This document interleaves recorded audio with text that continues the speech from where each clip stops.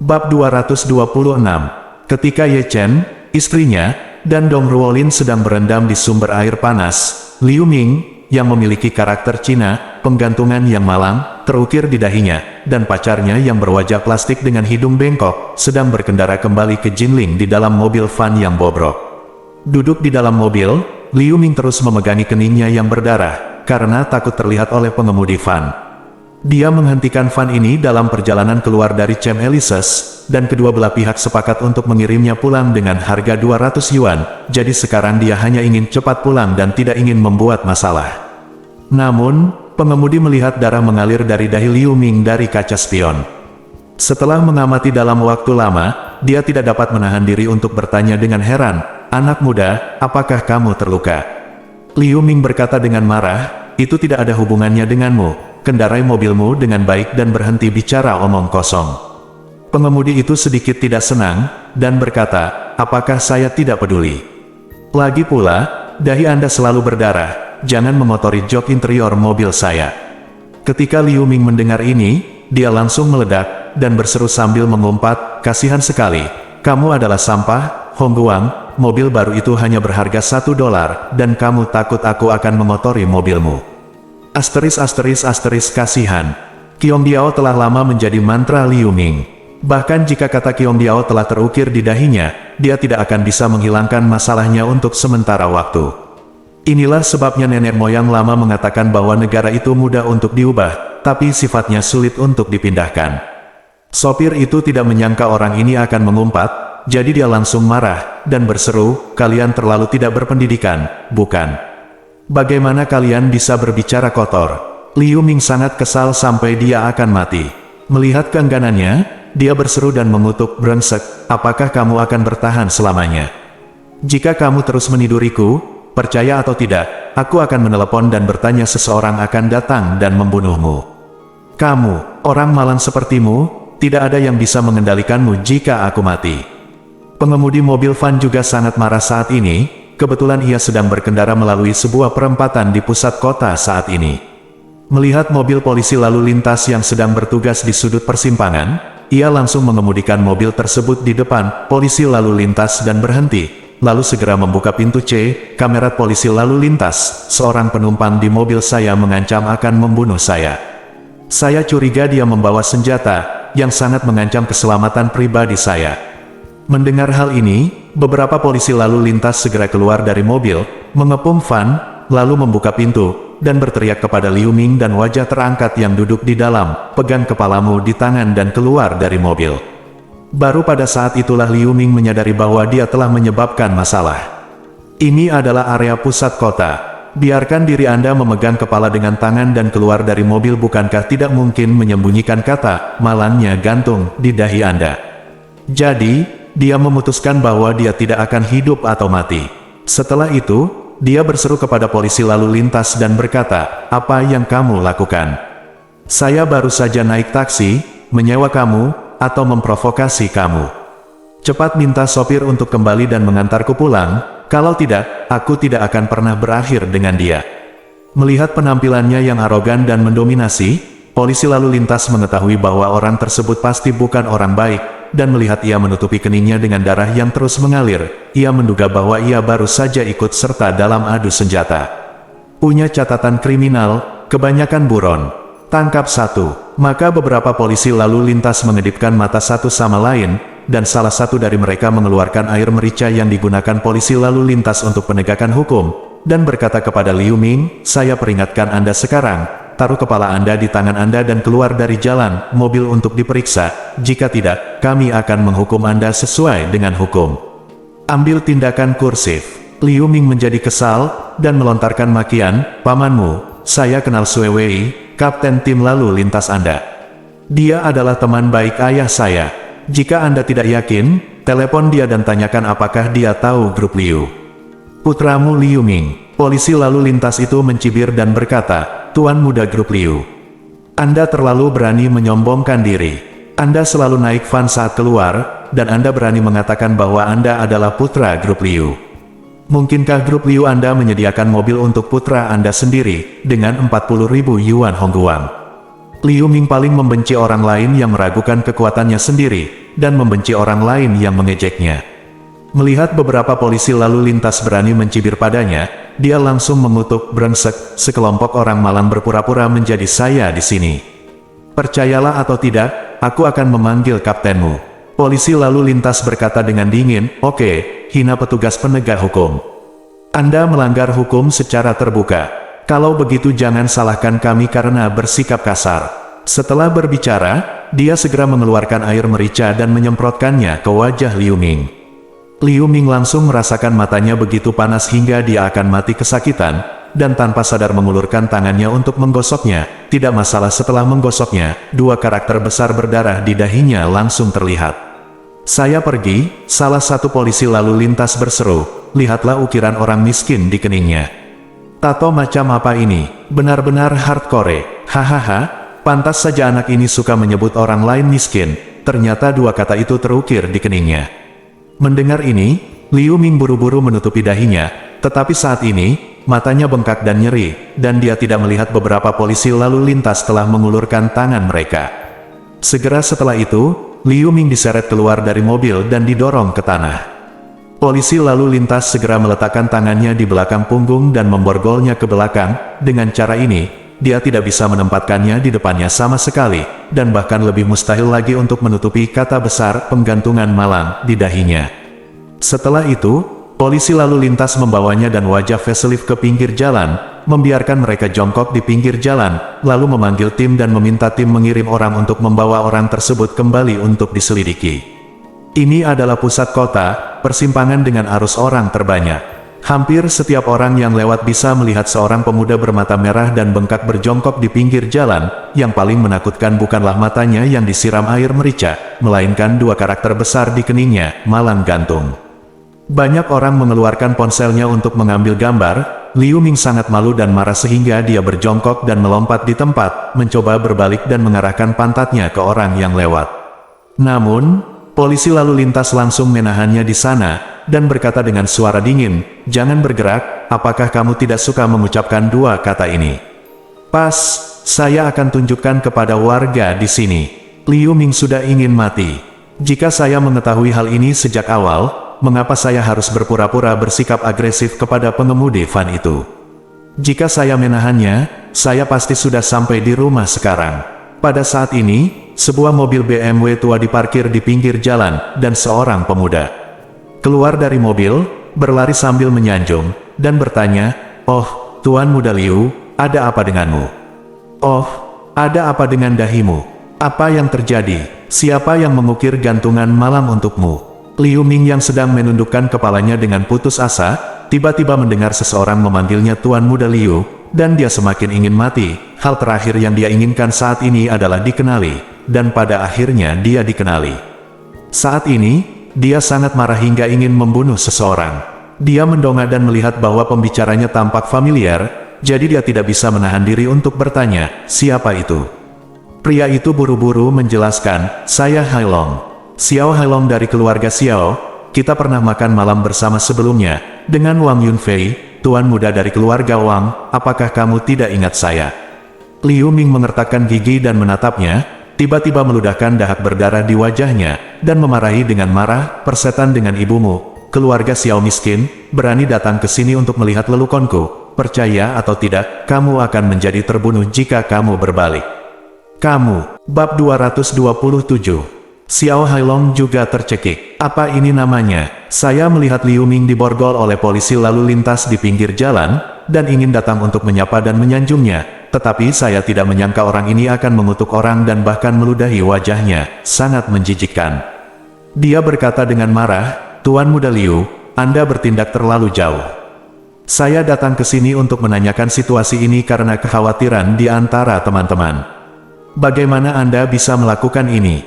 Liu Minghuo memarahi dengan marah, aku tidak peduli padamu.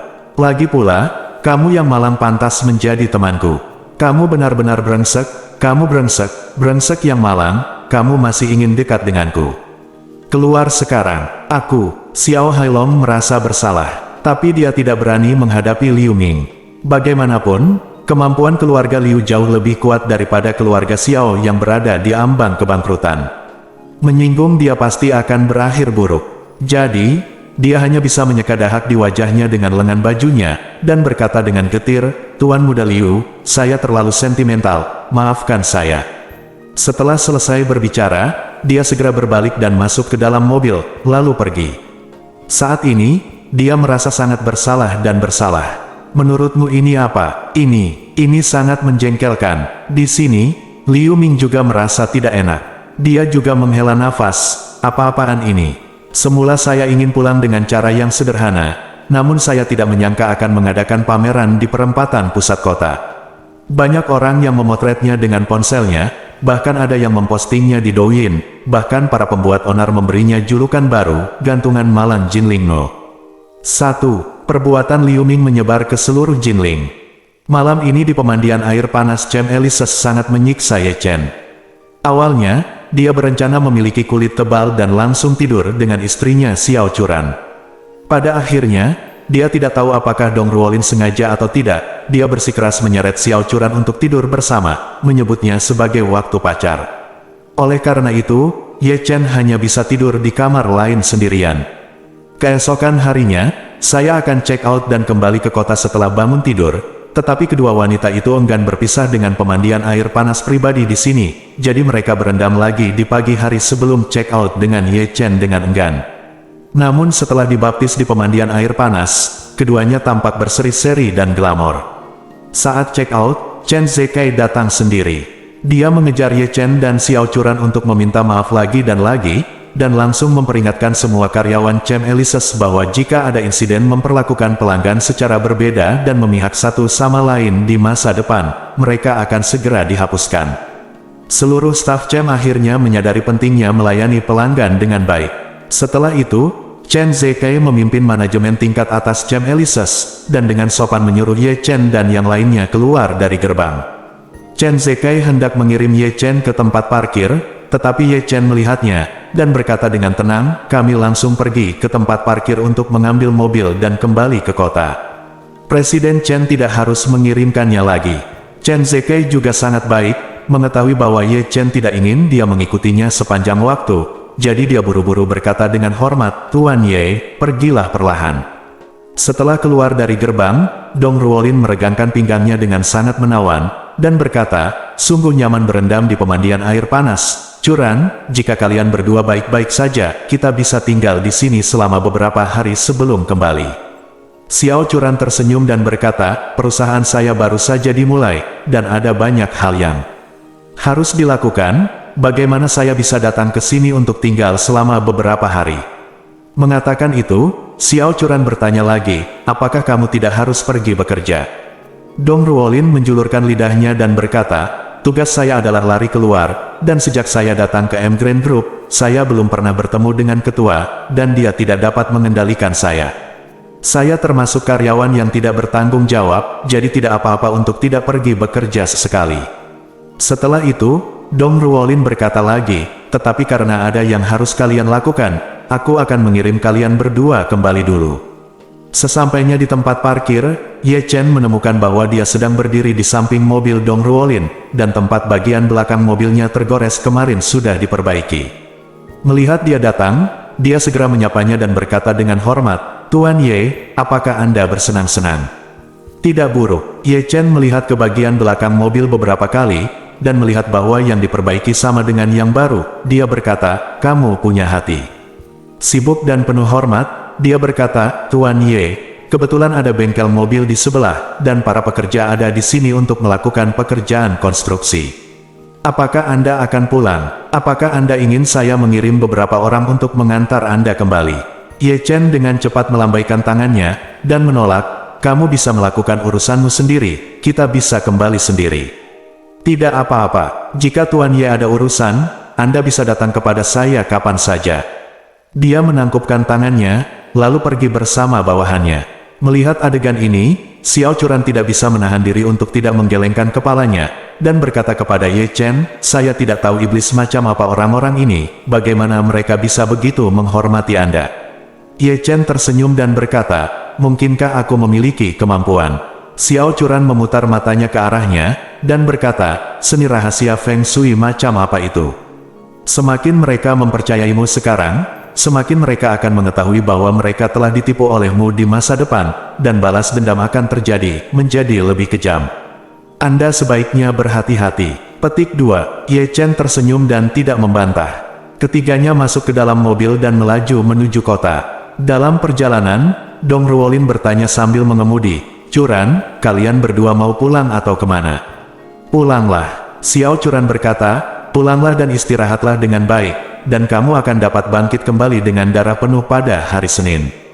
Dong Ruolin mengangguk dan berkata, "Kalau begitu aku akan mengantar kalian berdua pulang dulu, lalu kembali ke hotel." Xiao Curan bertanya dengan heran, "Apakah kamu masih tinggal di hotel?" Dong Ruolin bersenandung dan berkata, "Di mana saya bisa tinggal jika saya tidak tinggal di hotel? Saya selalu tinggal di Shangri-La." Xiao Curan bertanya, "Bukankah sepi tinggal di hotel sendirian? Mengapa kamu tidak membeli rumah di Jinling?" Dong Ruolin tersenyum kecut dan berkata, "Lebih merepotkan membeli rumah dan tinggal sendiri. Lebih baik tinggal di hotel. Setiap hari, ada yang merapikan kamar dan membersihkan kamar. Kalau mau makan, tinggal saja menelepon dan gerbong makan akan mengantarkannya ke kamar Anda.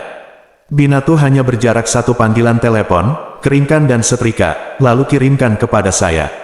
Untuk keluarga kaya seperti Dong Ruolin, sebagian besar waktu mereka mengandalkan pengeluaran uang untuk menghemat waktu dan tenaga. Xiao Curan bertanya lagi, "Lalu apa yang terjadi di keluargamu? Apakah sepupumu mengincarmu akhir-akhir ini?" "Tidak lagi," Dong Ruolin berkata, "saya telah menggugat keluarga saya sebelumnya, tetapi mereka mengatakan bahwa tidak ada cukup bukti untuk memastikan bahwa semua yang saya katakan adalah benar. Tetapi sepupu saya tampaknya sudah banyak tenang sekarang, dan dia tidak berani lakukan apapun padaku." Saat dia mengatakan itu, dia melihat ke arah Ye Chen di barisan belakang melalui kaca spion di dalam mobil, dan mengucapkan terima kasih. Dia tahu betul di dalam hatinya bahwa Ye Chen lah yang memperingatkan orang-orang di keluarga Dong yang ingin mengincarnya, jadi mereka menahan diri. Oleh karena itu, Ye Chen benar-benar tidak tahu berapa kali dia menyelamatkan dirinya sendiri. Xiao Curan tiba-tiba merasa kasihan pada Dong Ruolin, seorang sahabat baik, yang datang ke Jinling untuk bekerja sendirian, dan hanya bisa tinggal di hotel sepanjang waktu, dan dikhianati serta diburu oleh keluarganya. Memikirkan hal ini, dia membuka mulutnya dan berkata kepada Dong Ruolin, "Ruolin, keluarga Wang memberi Ye Chen sebuah villa, yang terletak di Tangchen Yipin.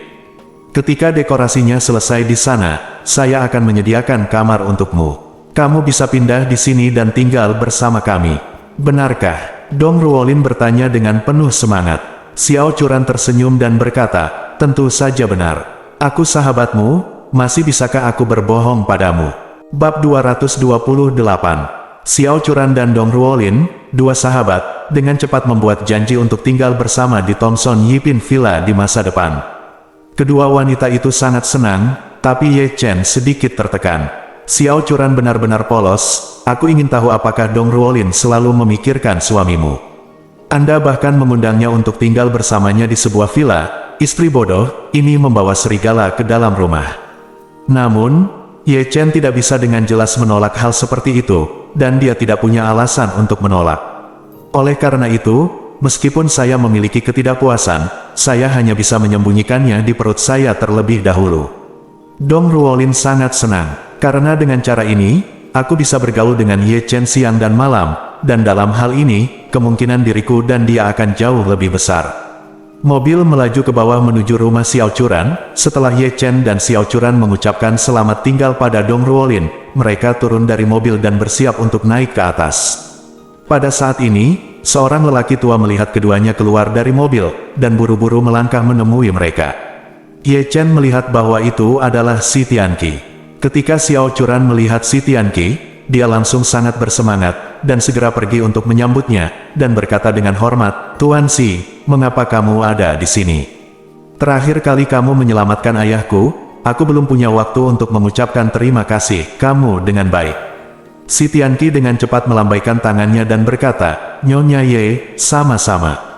Si tidak berani mengambil pujian atas apa yang terjadi terakhir kali. Saya datang ke sini kali ini karena saya perlu menemukan Tuan Ye. Kalau begitu ayo naik ke atas dan membicarakannya. Masih ada teh enak yang ayahku hargai di rumah. Saat kamu datang, dia pasti akan menghiburmu dengan itu, ajak Xiao Churan. Si Tianqi tersenyum dan menolak dengan sopan, si hanya ingin mengatakan beberapa patah kata kepada Tuan Ye, jadi saya tidak akan mengganggu Nyonya Ye dan ayahmu. Melihat mereka berdua bersikap sopan, Ye Chen menyela dengan cepat dan berkata, Churan, kamu naik duluan, saya akan bicara sedikit dengan Dr. Si. Xiao Churan memerintahkan, kalau begitu kamu harus memperlakukan Miracle Dr. Si dengan baik. Ye Chen mengangguk setuju, dan Xiao Churan naik ke atas. Melihat Xiao Churan pergi, si Tianqi memberi hormat kepada Ye Chen dengan hormat, dan berkata, Tuan Ye, saya datang kepada Anda karena ada sesuatu yang ingin saya laporkan kepada Anda. Ye Chen mengangguk, katakan padaku. Si Tianqi berkata, besok akan ada pameran pengobatan Tiongkok di Jinling, dan saya mendengar bahwa masih ada ginseng ungu berkualitas tinggi berusia 300 tahun yang akan dilelang. Seluruh dunia pengobatan Tiongkok cukup menjadi sensasi. Jarang sekali, Anda mungkin menggunakannya, jadi saya di sini untuk bertanya, apakah Anda ingin melihatnya besok? Ginseng ungu kualitas terbaik selama 300 tahun. Ye Chen mau tidak mau berpikir sejenak. Menurut catatan dalam 9 Suan Tianjing, ginseng ungu memang merupakan barang yang sangat langka dan bagus, dan ginseng ungu kualitas terbaik selama 300 tahun bahkan merupakan bahan obat yang lebih langka dan berharga. Jika Anda memiliki bahan obat ini, Anda dapat memurnikan beberapa ramuan yang lebih ampuh, seperti pil peremajaan yang dapat menghidupkan kembali orang mati. Memikirkan hal ini, Ye Chen mengangguk dan setuju, oke, pergi dan lihatlah. Si Tianqi buru-buru berkata, kalau begitu si akan mengurus surat undangan dan datang menjemputmu besok pagi. Oke, itu dia, kalau begitu si akan pergi dulu. Si Tianqi membungkukkan tangannya dan memberi hormat. Pergi, Ye Chen mengangguk, lalu berjalan ke atas. Keesokan paginya, si Tianqi datang menjemput Ye Chen dan menuju ke pameran pengobatan Tiongkok. Yang tidak disangka Ye Chen adalah pusat konvensi dan pameran Jinling Gao juga dipilih sebagai tempat pameran. Saat dia datang ke sini terakhir kali, Gao Junwei masih sangat sombong di hadapannya. Namun saat ini, Gao Junwei dan orang tuanya Gao Jianjun telah berubah menjadi abu, tidak meninggalkan jejak di dunia. Sekadar menanggapi ungkapan, entah kemana wajah manusia menuju, tapi bunga persik masih tersenyum tertiup angin musim semi. Melangkah ke pusat pameran, Ye Chen melihat sekilas pemberitahuan orang hilang Gao Junwei dan Gao Jianjun ditempel di dinding aula. Keluarga Gao telah meningkatkan bounty-nya menjadi 30 juta, namun mereka masih belum menemukan keberadaan ayah dan anak tersebut. Namun, upaya tersebut ditakdirkan untuk sia-sia. Ketika Ye Chen dan si Tianqi masuk bersama, Qin Gang membawa Qin Aoxue dan menyapa mereka bersama. Keluarga Qin bergerak dalam bisnis bahan obat, mereka juga merupakan peserta pameran dan penjual pameran pengobatan Tiongkok semacam ini, jadi mereka mempersiapkannya di sini pagi-pagi sekali. Melihat Ye Chen, Qin Gang dengan bersemangat melangkah maju dan membungkuk, dan berkata dengan hormat, Tuan Ye, Anda di sini. Aoxue di samping tampak khawatir, dan wajahnya agak kuyuh, dan dia tidak tahu mengapa. Namun, melihat Ye Chen, suasana hati Aoxue masih melonjak. Dia berjalan ke arah Ye Chen dengan sedikit rasa malu, membungkuk patuh, tersenyum ringan, dan berkata dengan lembut, Tuan Ye, halo. Ye Chen mengangguk sedikit, dan menatap Aoxue sebentar, mengetahui bahwa dia berpura-pura bermasalah, tetapi pihak lain tidak mengatakan apa-apa, dan tidak mudah baginya untuk bertanya, jadi dia berkata kepadanya, Aoxue, kulitmu kurang bagus, kamu harus lebih memperhatikan istirahat. Ketika Qin Aoxue mendengar ini, pipinya langsung memerah. Dia tidak menyangka Ye Chen akan peduli pada dirinya sendiri untuk pertama kalinya, dan dia tidak bisa membantu tetapi membuatnya merasa lebih bahagia, dan mengangguk berulang kali. Qin Gang juga membuka mulutnya dan berkata dengan hormat, Tuan Ye, saya ingin tahu apakah Anda datang ke sini kali ini untuk membeli ginseng ungu kelas atas berusia 300 tahun. Ye Chen mengangguk dan bertanya, ada berita spesifik. Qin Gang berkata sambil tersenyum, ginseng ungu berkualitas tinggi berusia 300 tahun ini dibeli oleh perusahaan bahan obat dekat Gunung Changbai di timur laut secara tidak sengaja. Harganya masih cukup tinggi, dan diperkirakan harga penawaran akhir adalah lebih dari 30 juta yuan, jadi rasio harga kinerja tidak terlalu tinggi. Ye Chen mengangguk, ginseng ungu kualitas terbaik sebenarnya tidak banyak berguna bagi orang awam, atau dokter pengobatan tradisional Tiongkok biasa. Baik itu ginseng ungu, Ganoderma lucidum, atau Cordyceps sinensis. Bahan obat Cina yang berharga ini pada dasarnya tidak ada gunanya jika dimakan langsung, memang berkhasiat menguatkan tubuh, namun tidak mempunyai kemampuan menyembuhkan segala penyakit. Oleh karena itu, jika bahan obat yang baik ingin memberikan efek yang paling besar, yang satu bergantung pada kombinasi resepnya, dan yang lainnya bergantung pada kemampuan memurnikan obatnya. Resep adalah hal yang paling penting. Gunakan 10 jamu yang sama untuk membuat resep. Ada yang bisa menyembuhkan penyakit, ada pula yang bisa membunuh orang. Akar penyebabnya adalah proporsi dari 10 jamu ini berbeda. Perbedaan bisa menyebabkan seperti itu kesenjangan yang besar. Jika ada beberapa obat yang berbeda, akan sangat berbeda. Adapun kemampuan memurnikan obat didasarkan pada resep yang baik untuk memurnikan bahan obat yang baik menjadi obat yang baik. Jika kemampuannya tidak cukup, bahan obat dengan 10 poin pada akhirnya akan disempurnakan menjadi 1 poin. Jika kemampuannya sangat kuat, bahan obat dengan 1 poin pada akhirnya akan disempurnakan menjadi 10 poin. Jika semua aspeknya kuat, bahan obat dengan 10 poin bahkan bisa disempurnakan menjadi 100 poin. Kemampuan Ye Chen adalah kemampuan yang dapat memurnikan 100 poin obat dari 10 poin bahan obat. Selain itu, dia memiliki resep klasik yang sudah lama hilang, dan dia bahkan bisa memurnikan obat-obatan dengan lebih dari 100 poin. Oleh karena itu, hal-hal seperti ginseng ungu kualitas terbaik berguna baginya, tetapi tidak terlalu berarti bagi orang lain. Tetapi jika itu ada di tangannya sendiri, dia dapat memurnikan obat ajaib yang lebih baik, yang jauh lebih baik daripada pil yang diberikan kepada semua orang terakhir kali. Bab 229. Pada saat ini, Ye Chen tiba-tiba mendengar beberapa suara familiar datang dari belakang. Seorang pria berkata, "Tuan Xiao, jangan khawatir, selama kita memakan ginseng ungu berusia 300 tahun kali ini, semua bahan obat yang diperlukan untuk resep baru kita akan disiapkan. Saat itu, penyakit Anda akan hilang, pasti sembuh." "Bagus." Wei Changming dari keluarga Wei lah yang berbicara. Itulah yang terpaksa menjilat urinoir beberapa hari lalu. Saat ini, Xiao Yiqian, kepala keluarga Xiao, berkata, "Oh, saya sangat ingin berterima kasih kepada saudara Wei sebelumnya. Ketika penyakit saya sembuh, saya pasti akan memperkuat hubungan kerjasama dengan keluarga Wei.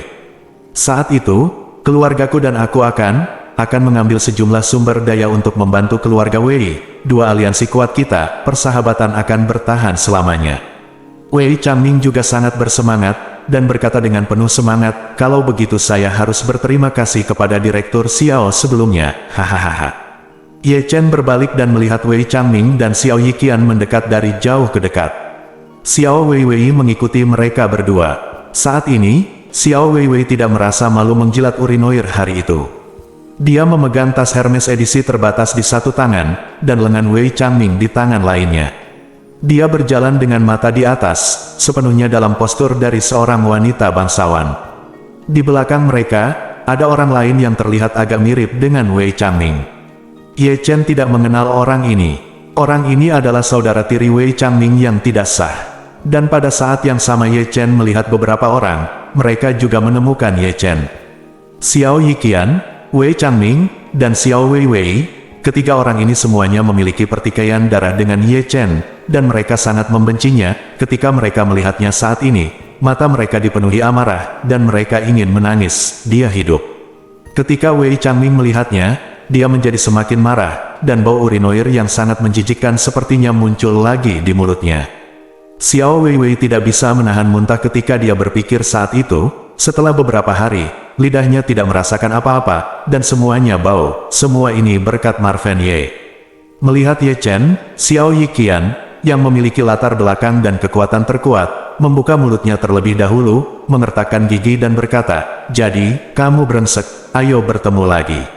Ye Chen tersenyum acuh tak acuh, dan berkata, "Terakhir kali aku begitu mudah memanggilmu ayah dan kakek, kamu mengubahnya dalam sekejap. Bukankah cucumu terlalu tidak berbakti?" Ketika Xiao Yiqian mendengarnya menyebutkan hal itu, dia semakin mengepalkan tinjunya dengan kebencian. Kejadian itu membuatnya kehilangan muka, dan entah bagaimana kehilangan kemampuan untuk menjadi seorang pria, yang merupakan rasa malu terbesar dalam hidupnya. Tapi dia tahu bahwa dia tidak bisa mengalahkan Marvin Ye, jadi dia tidak berani melawan. jadi dia hanya bisa mencibir dan berkata, artinya orang baik tidak bisa langsung menderita kerugian, dan orang bisa membungkuk dan peregangan. Apa yang kamu tahu? Jangan berpikir kamu bisa bertarung, kamu adalah karakter. Dunia ini sangat gelap, jadi berhati-hatilah saat berjalan di malam hari. Ye Chen mencibir dan berkata, saya pikir Anda hanya bisa membungkuk, bukan meregangkan, kan? Selama ini, apakah Anda sudah mendapatkan kembali kejantanan Anda? Xiao Yiqian mengertakkan giginya dengan marah ketika dia mendengar Ye Chen memarahinya karena bisa membungkuk atau tidak meregang. Jangan sombong, Xiao Yiqian memarahi dengan gigi terkatup, aku akan mendapatkan kembali kejayaanku suatu hari nanti, jangan khawatir, aku tidak akan pernah membiarkanmu pergi. Si Tianqi memarahi dengan suara dingin, Xiao Yiqian. Saya telah memperingatkan, Anda berkali-kali untuk bersikap hormat dan sopan kepada Guru Ye dan tidak menyinggung perasaan. Jika Anda menargetkan Guru Ye lagi, jangan salahkan saya karena mengabaikannya. Petik 2. Ketika Xiao Yiqian melihat si Tianqi berbicara mewakili Ye Chen, dia sangat marah hingga otaknya sakit. Ibu saya sendiri telah mendesak saya untuk memulihkan hubungan saya dengan si Tianqi sesegera mungkin, dan mengundang si Tianqi ke Yanjing untuk menghadiri pesta ulang tahunnya yang ke-84. Namun, si Tianqi ini sangat keras kepala. Dia bergaul dengan Ye Chen sepanjang hari, apa yang dia coba lakukan. Namun, Xiao Yiqian tidak berani melanggar perintah si Tianqi lagi di depan umum, jadi dia hanya bisa berkata dengan getir, Paman Si, kamu harus tetap membuka mata. Ada terlalu banyak pembohong akhir-akhir ini, dan banyak orang lanjut usia yang tertipu oleh hal itu, pembohong dengan motif tersembunyi di masyarakat. Untuk membuatmu membeli beberapa produk palsu, beberapa bahkan mengikutimu sebagai ayah baptis, beberapa mengambil barang palsu dan jelek dan menjualnya sebagai obat mujarab kepada orang tua. Wei Changning di samping juga memberikan senyuman menghina, dan berkata di antar muka, pembohong tak berguna semacam ini hanya bisa menari selama beberapa hari di tempat kecil seperti Jinling. Jika dia benar-benar sampai ke tempat besar, mengapa tidak menakut-nakuti dia sampai mati? Geng penduduk setempat yang belum pernah melihat dunia akan dipaksa oleh tipuannya. Ye Chen tersenyum dan berkata, apakah toilet di klub Hui Huang tidak cukup besar terakhir kali? Mulutmu masih berbau tidak sedap. Toilet di pusat pameran luar biasa. Hanya ada 20 atau 30 urinal di toilet pria. Apakah kamu mau ingin buang air kecil lagi? Mendinginkan diri. Ekspresi Wei Changming sangat jelek, tapi dia juga berkata dengan 70% ketakutan, kamu, jangan berpikir jika Yubo tertipu, kamu akan bisa menjadi liar di Jinling. Qin Gang telah berdiri di belakang, dan ketika dia mendengar Wei Changming mengincar Ye Chen, dia segera berkata dengan wajah dingin, Wei Changming, siapa kamu, berani berbicara omong kosong kepada Tuan Ye? Keluarga Qin mereka adalah salah satu pemasok bahan obat untuk keluarga Wei, dan mereka memiliki banyak kontak sebelumnya, tetapi dia tidak menyangka bahwa Wei Changming akan tidak menghormati Ye Chen. Wei Changming tidak melihatnya sekarang, tapi sekarang dia melirik ke arah Qin Gang, dan berkata dengan nada meremehkan, Qin Gang, kedua keluarga kita telah bekerja sama selama lebih dari 10 tahun, mengapa kamu bahkan berbicara mewakili sampah ini? Qin Gang mendengus dingin, dan berkata, kemampuan Tuan Ye bukanlah sesuatu yang dapat Anda ketahui sama sekali. Jika Anda menghina Tuan Ye, Anda menghina keluarga Qin saya. Mulai sekarang, keluarga Qin kami akan memutuskan semua kerjasama dengan keluarga Wei Anda. Semua bahan obat tidak lagi dipasok ke keluarga Wei. Ekspresi Wei Changming sedikit berubah, mereka akan mendapat masalah tanpa keluarga Qin sebagai pemasok. Tetapi Anda tidak bisa kehilangan muka jika kehilangan sesuatu, jadi dia mengertakkan gigi dan berkata dengan dingin, tanpa keluarga Qin Anda sebagai pemasok, keluarga Wei kami masih bisa hidup dengan baik, tetapi keluarga Qin Anda telah memutuskan kerja sama kami. Apakah Anda mengalami kesulitan? Wajah Qin Gang seperti biasa, dan dia berkata dengan tegas, bahan obat dari keluarga Qin terkenal di seluruh negeri. Bahkan jika kami tidak bekerja sama dengan Anda, itu tidak akan berdampak besar pada kami. Tapi keluarga Wei Anda, jika tidak ada bahan obat dari keluarga Qin saya, sampai jumpa di masa depan. Bagaimana kualitas obat bisa terjamin? Pria parubaya yang mengikuti Wei Changming berkata kepada Qin Gang dengan sangat menyesal saat ini. Presiden Qin, jangan terlalu keberatan, saudara laki-laki saya hanya bercanda sekarang. Kedua perusahaan kami telah bekerja sama begitu lama, dan kami telah menghentikan kerjasama dengan gegabah. Bagi kami itu tidak ada gunanya bagi kedua belah pihak. Sebelum dia selesai berbicara, Wei Changming berbalik, menendangnya, dan berkata dengan dingin, "Wei Liang, sejak kapan kamu punya hak untuk berbicara di sini? Apa yang ingin aku ajarkan padamu? Ingat identitasmu, kamu hanya pelacur lahir dalam bingkai. Jika kamu terus berbicara denganku, kamu akan kembali ke Gunung Changbaimu." Bab 230. Wei Liang ditendang ke tanah, memegangi perutnya yang kesakitan, wajahnya memerah beberapa saat. Tapi dia tidak berani berbicara lagi, dia hanya berdiri dengan tenang, dan berdiri di belakang Wei Changming lagi, tanpa mengucapkan sepatah kata pun. Ye Chen melihat lagi ke arah Wei Liang. Dari tubuhnya, Ye Chen melihat sedikit bayangannya yang dulu dihina, dipandang rendah, atau bahkan dipermalukan oleh orang lain, namun ia hanya bisa memilih untuk bertahan, sambil bersembunyi, diam-diam menunggu kesempatan untuk bangkit. Saat ini, Xiao Weiwei berkata kepada Wei Changming, "Sayang, aku tidak boleh marah pada sampah dan bajingan, ayo cepat masuk." Wei Changming mengangguk. Ye Chen, sampah ini, dan Wei Liang, bajingan ini, semuanya adalah sampah di matanya. Meskipun dia menderita kerugian besar di bawah tangan Ye Chen, dia tetap tidak menganggap Ye Chen adalah orang hebat. Sebaliknya, ia masih menunggu kesempatan untuk membalas dendam pada Ye Chen demi menghilangkan kebencian di hatinya. Ye Chen tidak repot-repot berdebat dengan orang-orang ini. Alasan mengapa dia datang ke pameran adalah karena ginseng ungu berkualitas tinggi berusia 300 tahun. Sedangkan untuk Xiao Yiqian dan Wei Changming, jika mereka masih berani terus mempermainkan saya, maka saya punya banyak kesempatan untuk menghadapinya secara perlahan. Melihat Xiao Yiqian, Wei Changming dan yang lainnya pergi, si Tianqi menggelengkan kepalanya dan menghela nafas. Xiao Yiqian ini benar-benar merugikan diri sendiri, dia tidak bisa hidup. Qin Gang berkata, "Tuan Ye, Dr. Si, ayo masuk juga, jangan terpengaruh oleh penjahat ini." Ye Chen berkata sambil tersenyum, "Tentu saja saya tidak peduli dengan sekelompok badut pelompat." Beberapa orang berjalan menuju tengah ruang pameran, di mana sudah terdapat berbagai konter pameran bahan obat tradisional Tiongkok yang masing-masing memajang berbagai macam bahan obat. Qin Gang pertama kali mengundang Ye Chen untuk memeriksa stannya. Keluarga Qin layak menjadi pedagang obat dengan sejarah 100 tahun. Mereka memiliki lebih dari selusin lemari pajangan, dan segala jenis bahan obat langka penuh dengan konter. Qin Gang berkata kepada Ye Chen, "Tuan Ye, jika ada bahan obat yang Anda butuhkan di sini, tanyakan saja, dan saya akan memberikannya kepada Anda." Ye Chen mengangguk, dan berkata, "Setelah saya mendapatkan ginseng ungu berkualitas tinggi berusia 300 tahun, saya mungkin akan menyempurnakan obat baru. Saya akan memberitahu Anda apa yang saya butuhkan saat itu." Qin Gang buru-buru berkata kepada Ye Chen, "Tuan Ye punya permintaan apapun, tanyakan saja, Qin Gang akan melakukan yang terbaik untuk memenuhinya untukmu."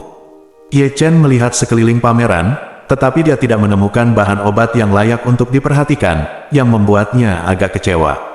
Tampaknya sebagian besar bahan obat hanya dapat dianggap sebagai barang biasa, dan tidak ada yang istimewa darinya.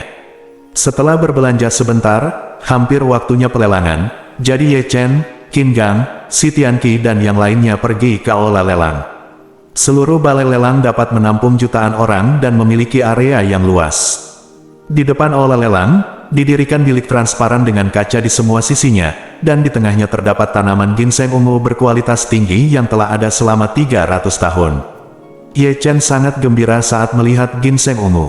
Ia bisa merasakan bahwa ginseng ungu ini memiliki khasiat obat yang kuat. Menurut penglihatannya, ginseng ungu ini konon berumur 300 tahun, namun nyatanya usianya hampir 400 tahun, dan kualitasnya bahkan lebih baik dari yang dibayangkan. Ginseng ada banyak macamnya, yaitu ginseng biasa, ginseng Amerika, ginseng merah, ginseng ungu, dan ginseng liar, di antaranya. Ginseng ungu yang paling langka dan termahal. Dan ginseng sendiri mempunyai umur yang panjang, dan kebanyakan tidak dapat hidup sampai 100 tahun, oleh karena itu bukan berarti tanaman ginseng tidak dipetik oleh siapapun, dan bisa menjadi ginseng berumur sahabat, atau ginseng berumur ratusan tahun, jika dipetik akan mati setelah hidup lebih dari 100 tahun. Ginseng yang dapat hidup lebih dari 2 atau 300 tahun adalah yang terbaik di antara ginseng, dan ginseng yang dapat hidup lebih dari 1 tahun hampir sangat langka. Adapun ginseng yang berumur ribuan tahun bahkan lebih berharga lagi, hampir hanya ada di legenda, dan sangat jarang ada yang mengeluarkannya. Oleh karena itu, ginseng ungu berkualitas tinggi berusia 300 tahun ini sangatlah berharga. Saat ini balai lelang sudah penuh sesak, sebagian besar yang datang adalah para petinggi ternama di bidang pengobatan tradisional Tiongkok, pengobatan, dan bahan obat dari berbagai penjuru tanah air, serta banyak dokter-dokter tua Tiongkok yang merupakan disebut ahli pengobatan Tiongkok. Di antara mereka, banyak orang yang mengenal Si Tianqi, dan setelah melihat Si Tianqi masuk, mereka melangkah maju untuk memberi selamat kepadanya.